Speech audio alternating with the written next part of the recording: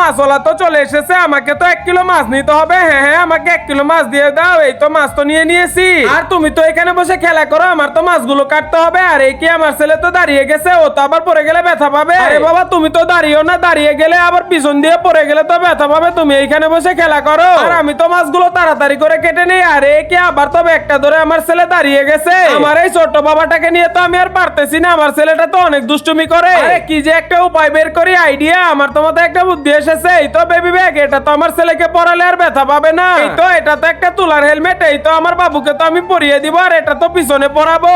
এটা কিসের মতো দেখা যাইতেছে বন্ধুরা, তোমরাই কমেন্টে বলে দাও। আর তো তাড়াতাড়ি আসে বাবা, তোমাকে তো এটা পরিয়ে দেই। এই তো এটাকে তো পিছনে ভালো করে পরিয়ে দিয়েছি, এখন তো হেলমেটটা পরিয়ে দিব। এই তো কত সুন্দর করে তো হেলমেটটাও পরিয়ে দিলাম। এখন তো রশিটা ভালো করে বেঁধে দেই। এই তো আমার ছেলে তো এখন পরে গেলে আর ব্যথা পাবে না। এখন তুমি সারাদিনই খেলা করো, আমি তো ঘরে সবগুলো কাজ করে ফেলি।